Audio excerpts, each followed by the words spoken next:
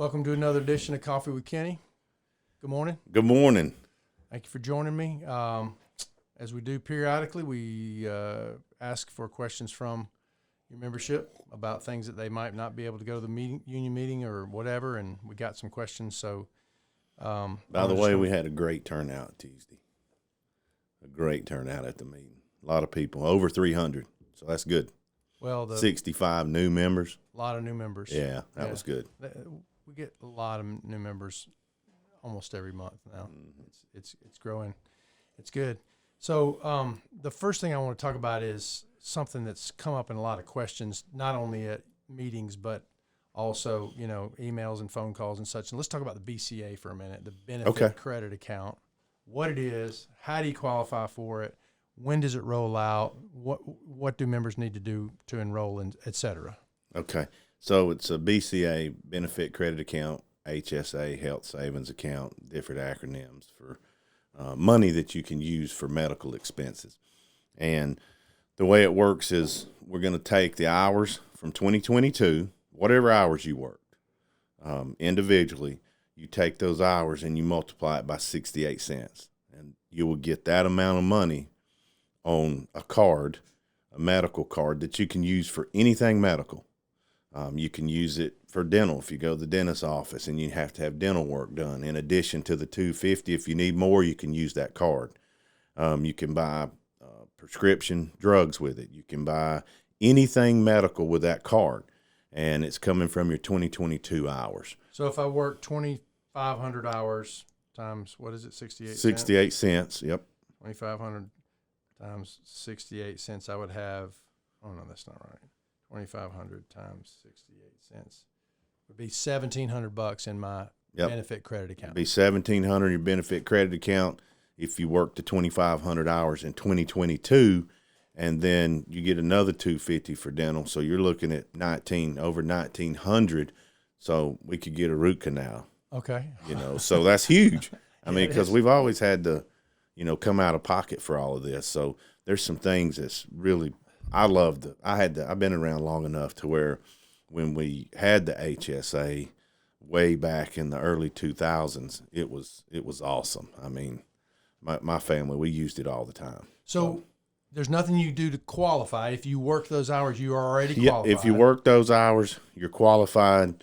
There will be some rules as far as if you get your balance under $50, if it drops below $50, because see, we have to pay an administration fee for each one of those, the fund does. And if your balance gets below $50 on your card, December 31st of each year, they're going to wipe, the money will come out and go back into the fund. Okay, but we're going to use 2023's hours. Hopefully we'll keep trending like we had. We had a really good year in 23, over 10 million man hours. Then we'll do our audit in October of this year, and then we'll take the 2023 hours and allocate them to a BCA card. So basically you'll get the money back when we allocate it next year on the 2023 hours, but just use it. Yeah. So just know, December 31st, if you're below $50 on your balance, it's going to go back into the fund. And then when we reallocate for 2023's hours next year, then you'll get that money back. So use it. And I mean, if it's $50 or below, use it. Go and that's buy some Advil, anything medical. Anything like prescription drugs. Or what about elective services like whatever, LASIK or anything medical? Anything medical. Yep. Cool. All right. And is there anything to do that the members need to do to enroll in it? Nothing. Do they to fill it out? Nope. There's nothing. It's good. And so Cigna's going to mail the cards out starting April 1st. So they've told me that they're mailing out over 4,600 cards. So be patient, but they've told me that they'll have all the cards out by the second week of April. They feel confident that they'll have them out. It just depends on the Postal Service. So look for the second week of April. Go to your mailbox. Make sure your address is up to date as well. You got to have your address and your contact information on file. If you've moved, make sure you change all that because you're going to have that mail going. Then they're going to have to reroute it and then get it to your new house if you moved or your new address. and it may delay the process of you getting your card. So make sure all your information's up to date, and then be looking for it in the mail a couple weeks into April. But once you get it in the mail, it's good to go. Oh, it's good to go. You know, like any other card, Like a you'll have credit to card. activate it, and then you'll be good to Call go. the 800 number. Put your PIN number in. Good. Okay, so we had a member ask this question about Eckard. It says, are the former Eckard employees going to get screwed again if they go off of 2022 hours? So I guess it depends on the definition of getting screwed. But the Eckard employees, there was over 300 employees, had them all back to work within 2 weeks if they wanted to go back to work. Majority, over 50% of them, I went to the contractors, the GCs, and had them paid the lost wages that Eckard shorted us on. They didn't lose their insurance. We were able to credit their health care, so they kept their insurance. We had to figure out how to navigate it, negotiate it with the contractors on the trustee side, and we all understood it was no fault of the worker.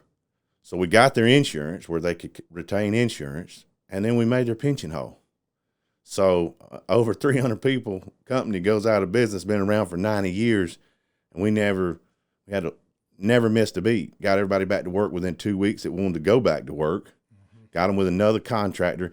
What's good, didn't lose that piece of market share, because we set up a meeting with the contractors and we divvied up which contractors were going to work with the GCs. I had contacted the GCs. Here's your new contractor.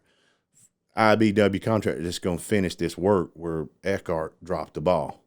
Yeah. So that whole situation is a bad situation, but if you get down to the facts, it was handled pretty well, and brothers and sisters got back to work. So yes, I'm glad to say your BCA hours, if you worked with Eckard, they are going to count. So if you had 3,000 hours with Eckard, you multiply it by 68 cents and you're getting that money. That's great. So that's another win. So that's great. Yeah. So if they worked for that whole year, plus if they went to work right back to work for another contractor, those hours would account for that. For sure. Cumulative 100%. Yep. Okay. Mm-hmm. Cool. That's good. All right. So this brother asks, what's up with House Bill 362 and 1192? Did I get those numbers right? Yeah, you did. So it's Senate Bill 362 and it's House Bill 1192. Okay. So I'll start with the House Bill 1192.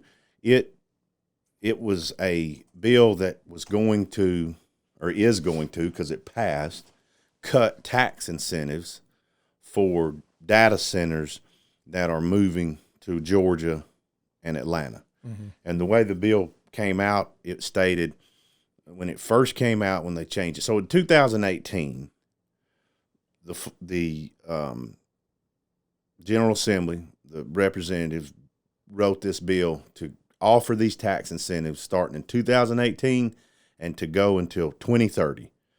So it had all this buy-in: QTS, Microsoft, Switch, Align, Ascent, all these data link, data bank, all these data center companies said, oh, okay, well, we're going to jump on board with that. So they all moved here and they started building data centers, which we do about 6 million man hours a year.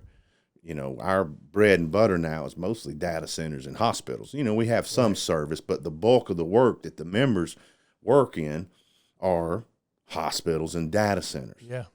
So they offered tax incentives. So these companies come and they get those tax incentives. Well, when they rewrote the bill this session, the first time it came out, they were only changing after the data center is complete and is built.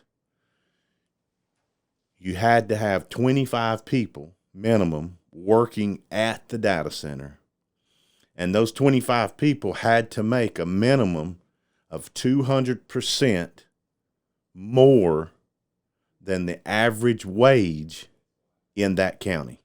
Mm. Okay, so that's the way the first bill. So that was good. I mean, we're like, oh, we're union. We're all about higher wages. So that piece was good. Well, then they amended it again, and they come with that 24-month tax break. So starting July 1, they're going to stop the tax breaks for the data center companies. So as you can imagine, QTS DC's calling me, headquarters. They're calling us to say, hey, we need y'all's help. Right. You know, we need to make sure we kill this bill. And so we did everything we could. I was sending text messages to our representatives, you know, and we're working it. Thank you, James Williams and AFL and Hannah Perkins. I mean, we're all trying to work these bills and make sure that, you know, we kill them because we don't want it to hurt labor. Right. So anyways, we end up losing on the House. I think it was 91 to 74 or 72 is what the vote was. It was close. It was really close. Do you know how it broke down in terms of parties and whatnot? No, but you can go on to the General Assembly, Georgia General Assembly, and it's vote 580, and you can search vote 580. I'll put that in the notes. Yeah, and we'll make sure that that's the number, but it is. It's vote 580 if I remember correctly, and you go to that vote and you can see how every single person voted and what their party affiliation is. Mm-hmm. But I can tell you this: I have some Republican representatives in my phone, not many, but I can tell you every single representative that's a Democrat that's in my phone, when I asked them to vote, because this was going to affect us building these data centers, when we asked them to vote no, they voted no. Now, I had multiple conversations with Republicans on the other side, and with 90% of them didn't even know what the bill was about. So that's why it's important that we have a full-time lobbyist with IBEW 613 as well, because there's so many bills. As you can imagine, 1,192nd bill to drop was House Bill 1192. Mm-hmm. So when you talk to the Republicans up there at the Capitol, you have to explain the bill to them. Yeah. So you have to say, hey, this is what this is going to do. Here's the pros. We don't see any cons. Well, then they usually say, well, we need to get back with you. I'm going to look at it. Can you tell me a little bit about the bill? Well, 90% of the Republicans that I talked to, and I talked to a bunch of them, when I told them who was authoring the bill, which was John Carson, they immediately says, oh, well, I'll have to support that bill. And some of them, after I started realizing that, I said, I'm not even going to tell them what the bill is. I'm just going to say, hey, you know, who authored the bill, and watch their reactions. And so finally I said, well, why, just because John Carson is the guy that's writing this bill to be amended, why are you going to vote with it? You don't even know what the bill is. Right. And so they said, because he's one of the governor's guys. And so that tells me that's the governor's bill. Yeah. And so they said, I'm not going to go against the governor. I said, so you don't work for the people. I said, so basically you're just going to let the governor control you, and you don't work for the actual people in your district that elected you. And they don't like to hear that, but it's the truth. Right. It's politics. And, you know, then they come back and say, well, the state's only making 25 cents on the dollar. We're not making any money by offering these bills. We got to start getting some revenue coming in. But they're not accounting for all the people working in the they're not the state income tax. Right. So I asked them that. I said, well, have y'all done the numbers? I got 3,000 people roughly that work at these data centers, and they're paying state income tax. And I said, a lot of them make close to $100,000 a year, depending on their classification. I said, have y'all checked the numbers on how much state income tax you're getting? I said, if these companies stop, these data center companies, because they're going to build them. Right. You know, it's the future, and it's where we got to be. AI is coming on strong. There's so much content in our phones, Facebook, Twitter. Social media is driving. We're a media-driven society. Mm-hmm. You got to have somewhere to store the data. So they're going to go somewhere and build them. Mm-hmm. You know, and, you know, Georgia always takes the claim and states the claim that it's the number one place to do business. You can't say that and then cut the knees out from under some of your billion-dollar companies that made a commitment to move here based off of tax incentives that you wrote in 2018. Right. They're going to go build it somewhere else. Right. They'll go to North Carolina, South Carolina. They'll leave, and they'll go somewhere that's offering those incentives, and they'll build those data centers. Yeah. So, well, it just speaks to the point that labor often gets lumped in with one party. And it's not necessarily one party. It's who's voting for working people. And you guys represent working people.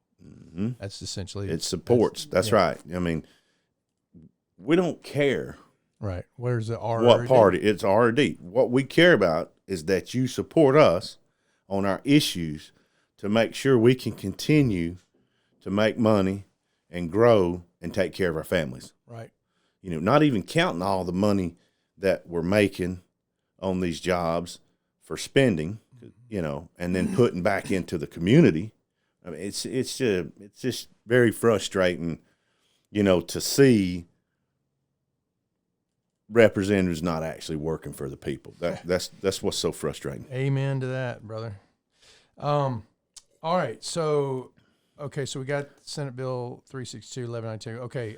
We didn't talk about 362 now. Okay. That killed us. But the whole point, when we tie these together, we lost that. Yesterday, Wednesday, they had the vote for 362, for Senate Bill 362. It made it through the Senate, come out of committee, came to the floor yesterday. And if I just want to encourage everybody to go to the Georgia General Assembly. I'm not sure if a lot of people may not be aware, but you can watch live feeds of the session every day. Georgia General Assembly. You can watch the House feed. You can watch the Senate feed, whichever one you choose. Heck, you can put both of them up there beside each other at the same time. And you can track these bills and you can watch what's going on. So Wednesday, they had the vote. We had a bunch of meetings. I wasn't able to be at the Capitol. But I really want to encourage our brothers and sisters to go back and watch that footage from that vote on the floor. Dewey McClain, Sam Park, Lydia Glaze, Representative Al Williams. I mean, just unbelievable support for unions. Just did a great job. We all, that vote was close. I think we lost it by like 4 votes. It was 91-79 or 78. That one was very close, but we lost it. But just to make sure everybody understands why your vote matters is because if we're a majority on that side of the house, in the House or in the Senate, we don't have to worry about these bills that's going to hurt us. Because we're going to have advocates that's the majority, that we don't have to worry about that. We can squash them in communities. They're your chairman for different communities. It's huge. It's local politics are very, very important. Yeah, it's very important because that's where all the local stuff gets passed and stuff. It's not always about the federal stuff. That's right. It's about what happens here. Now, 362, there is some hope. It's a bad bill. It's bad law.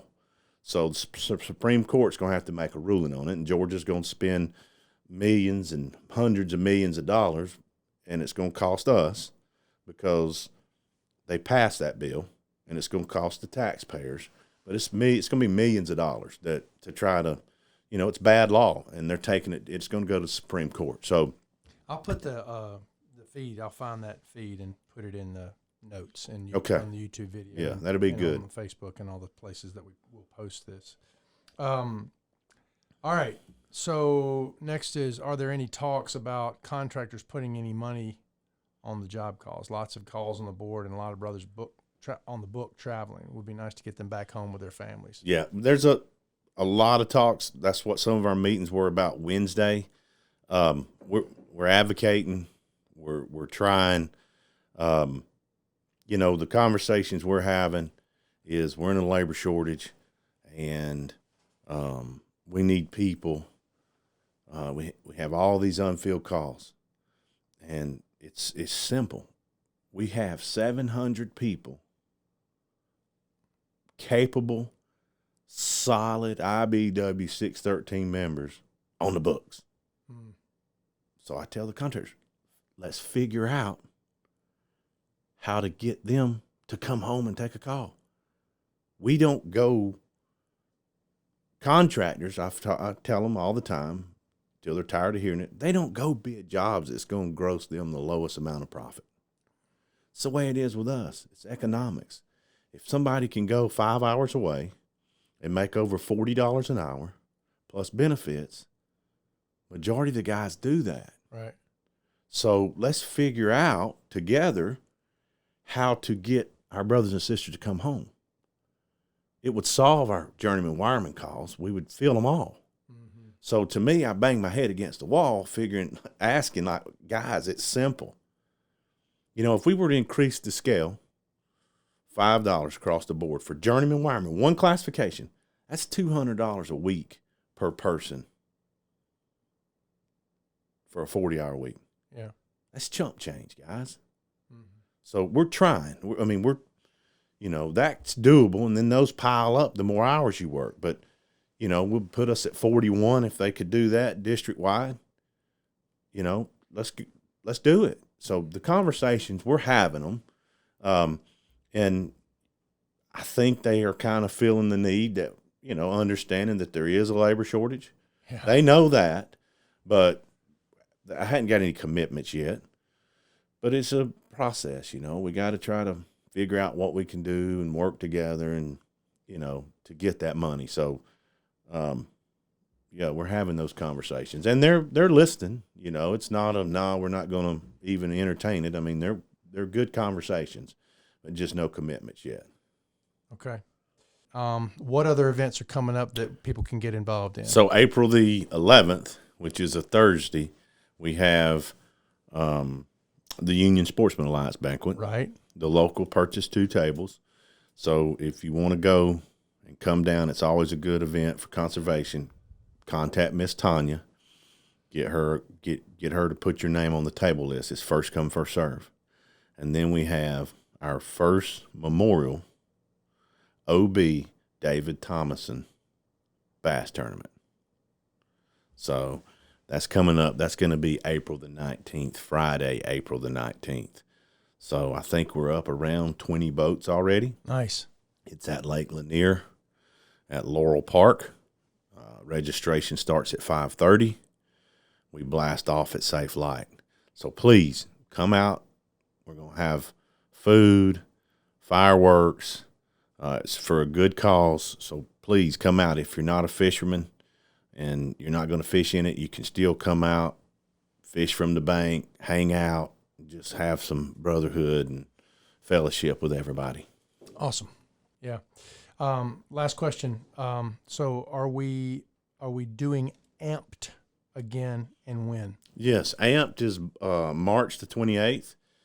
So next week, please get your RSVPs in. It's very important to RSVP and let us know that you're coming so we can make sure we have enough food. This Amped is going to be, we have a special guest coming in that's going to talk about low-income individuals being able to buy a house. So they have a bunch of grant opportunities and a bunch of different things out there to where they can make it affordable for the low-income first-year, second-year, third-year apprentices to be able to afford a house, first-time home buyers. So they're going to come in and put together, they already have it put together, but a little seminar on things to do with a lot of good information to try and help. Very cool. Yeah, so that's March 28th. We've got some of the stuff up on the social media channels and on the website, so if people would go there and RSVP, correct? That's right. Okay. Last question. This isn't even a question, but I just wanted to point this out. You got lots of new journeymen turning out this week. Yes, and I'm going to go down and talk to the class here when we get finished and congratulate them. But over 250, so a bunch of new journeymen turning out. What would you say to them? What's your thoughts on the new you journeymen made it. And what they think? You made it. Thank you for sticking to the course, staying the course, and becoming an IBEW 613 member. Be involved. Stay involved. Come to your union meetings. Know what's going on. Solidarity is not just coming to a union meeting and hanging out in the parking lot with your brothers and sisters. Solidarity is a lot bigger, and I want to do some campaigns on solidarity to show a lot of our brothers and sisters exactly what solidarity means and what it is. Because that's something, as you grow as an organization, everybody's going 1,000 different directions. We have to make sure that we understand the importance of solidarity and actually what it is. So that'll be look for that to come out here in the next month and a half or so. But it's serious. I mean, we can't lose sight of what we are as a union and what we stand for and what we're supposed to do. And it's pulling in the same direction. It's all working together because we're stronger together. You start your career here at IBEW 613, you're going to end your career here. You come down and get your retirement. When you get ready to retire, you come here. So thank you for what you do. Stay safe. And if you ever need anything from us, please, we can't say it enough. That's what we're here for. You're the union. We're all the union. So the second floor is not the union. We're part of the union, but it takes all of us to make this thing as strong as it's got to be for us to move forward together. So thank you. Very good. That concludes another edition of Coffee with Kenny. Thank you for joining me. Thank you.